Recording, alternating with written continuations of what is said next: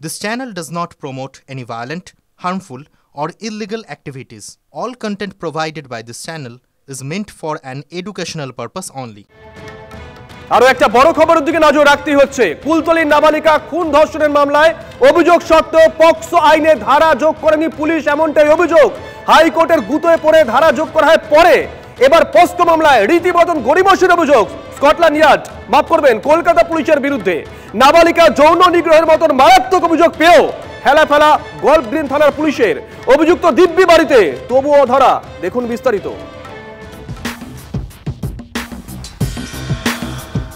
হুগলির গ্রাম থেকে কলকাতায় অনেক স্বপ্ন নিয়ে মডেলিং করতে এসেছিল 17 বছরের নাবালিকা। শহরের স্টুডিওয়ে ঢুকতেই ফটোগ্রাফার রূপী হাঙরের খপ্পরে।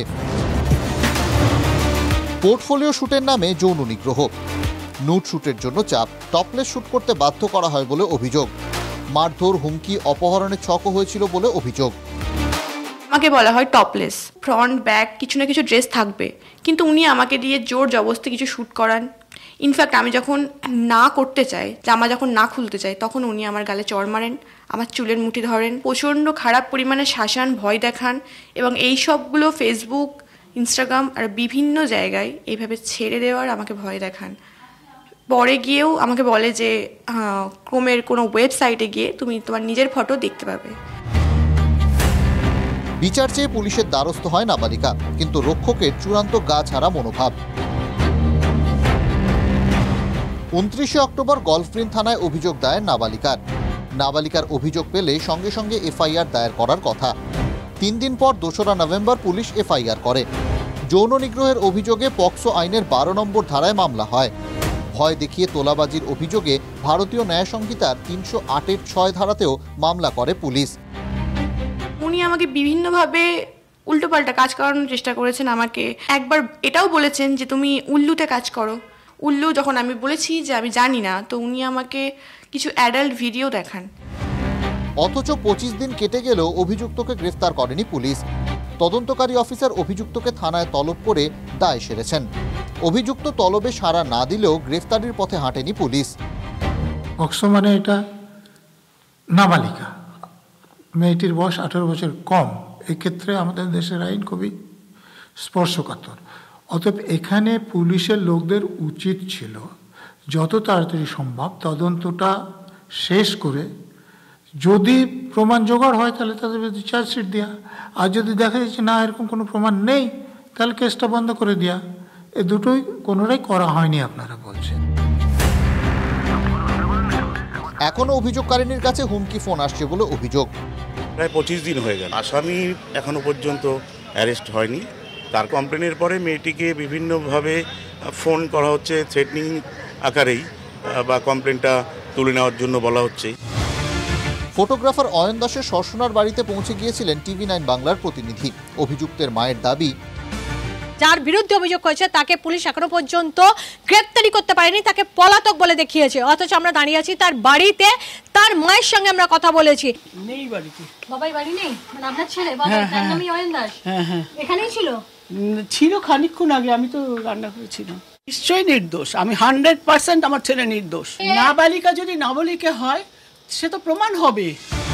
ছেলেকে নির্দোষ দাবি করছেন মা। এদিকে পুরনো অভিযোগও সামনে আসছে।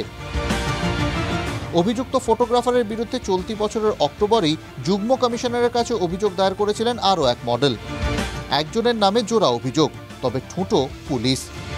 যার বিরুদ্ধে অভিযোগ সে শাসক ঘনিষ্ঠ হতে পারে, আর আমাদের মধ্যে বিরোধীরা হলে রাতের দরজা ভেঙে তুলে নিয়ে চলে যেত। সবসময় যে এই ধরনের ঘটনায় তৃণমূল জড়িত থাকে তা নয়, কিন্তু পুলিশ মনে মনে ভাবে, ভয় পায়, যেহেতু বেশিরভাগ গণ্ডগোলেই পশ্চিমবাংলায় তৃণমূল থাকে, তো এক্ষেত্রেও যদি আমরা একটু তদন্ত এগোই দেখবো ঠিক না ঠিক কোনো তৃণমূল নেতার নাম চলে আসছে। তাই দুপা এগোনোর আগে 10 বার ভাবে। পক্ষপাতিত্বমূলক করার জন্য যেমন পুলিশের ভাবমূর্তিতে আঘাত লাগছে, সাথে সাথে পুলিশও ভোতা হয়ে যাচ্ছে, তার ধার ভোতা হয়ে যাচ্ছে। কোন অঙ্কে পেছনে কি কোনো বড় র্যাকেট কাজ করছে?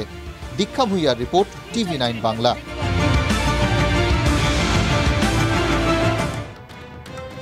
আর এবার নজর রাখতে হচ্ছে ওপার বাংলার দিকে। সরকার বদলিয়েছে, কিন্তু বাংলাদেশের পরিস্থিতি এক ফোঁটাও বদল হয়নি। ইসকনের সন্ন্যাসী চিন্ময় কৃষ্ণ প্রভুর গ্রেপ্তারি ঘিরে আজও অশান্ত প্রতিবেশী দেশ। ঢাকা থেকে চট্টগ্রাম, রংপুর দফায় দফায় বিক্ষোভ, অবরোধ চলছেই। ছবি দেখাচ্ছি আমরা। কারণ সংখ্যালঘু হিন্দুদের ওপর হামলা চলছে। অভিযোগ প্রতিবাদীদের উপর নির্বিচারে অত্যাচার চালাচ্ছে জামাত। আসলে কি জানেন তো, চিন্ময় প্রভুর বিরুদ্ধে কঠোর হচ্ছে আর কট্টরপন্থীদের প্রতি নরম হচ্ছে বাংলাদেশ সরকার। প্রশ্ন হলো, প্রতিবেশী দেশের এই দুমুখ আচরণ কেন? বড় খবর। আর এই প্রশ্ন যখন উঠছে তখনই বাংলাদেশে ইসকনকে নিষিদ্ধ করার প্রক্রিয়া শুরু হয়েছে। এই নিয়ে ইউনূস সরকার কি পদক্ষেপ করবে, কি বলছেন সে দেশের অ্যাটর্নি জেনারেল, শুনুন। এই সংগঠন রেজিস্টার্ড কিনা, এই সংগঠন নিষিদ্ধ হবে কিনা, এই সংগঠনের বিরুদ্ধে কি কি ব্যবস্থা নেওয়া হবে, এই সংগঠনের অস্তিত্ব কি, এই সবগুলো বিষয়ে সরকারের পলিসি ছিল এবং সরকার এটা খোঁজ খবর নিয়ে যথাযথ আইনিভাবে এটাকে দেখবেন। সব কিছু আদালতের সামনে এসে নিষিদ্ধ করতে হবে এই প্রক্রিয়ার সাথে। এদিকে বাংলাদেশের এই পদক্ষেপের তীব্র বিরোধিতা করেছে Bangladesh national Hindu grand alliance. लोगों ने जो कह रहा है ये जरा सा बेबुनियाद है। ना ही इस्कॉन कोई हिंदू से अलग है या सनातन से अलग है, वो हिंदू के हित के लिए ही काम करते, बल्कि यहाँ भी नहीं और भी चैरिटेबल कुछ काम है जहाँ जहाँ लोगों की मानवता, जहाँ लोग भूखे रहते हैं, जहाँ लोगों को खाना भी मिलते नहीं। और उसी इस्कॉन के खिलाफ किसी ने बोल दिया कि इस्कॉन भारत की रॉकी एजेंट है, इस देश में एक अशांति फैला रहा है। আরো একটা বড় খবরের দিকে নজর রাখতেই হচ্ছে। ব্যাংক ডাকাতির ছক বানচাল করলো রায়গঞ্জ থানার পুলিশ। রায়গঞ্জের সুভাষগঞ্জ বাজারে অভিযান চালিয়ে আগ্নেয়াস্ত্র, কার্তুজ সহ 4 জনকে গ্রেপ্তার করেছে পুলিশ। ধৃতরা প্রত্যেকেই রায়গঞ্জের বাসিন্দা। পুলিশ সূত্রে খবর, গভীর রাতে সুভাষগঞ্জে জড়ো হয় 7 থেকে 8 জন।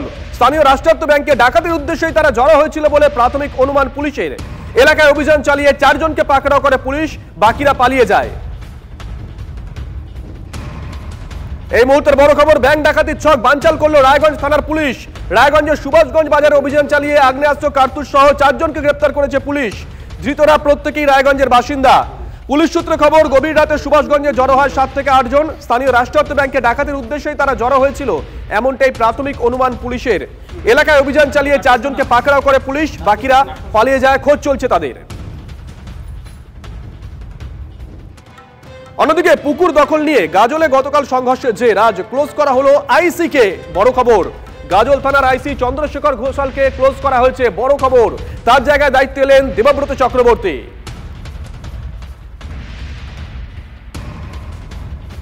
বড় খবর, পুকুর দখল নিয়ে গাজলে গতকাল সংঘর্ষের জের আজ ক্লোজ করা হলো আইসি কে।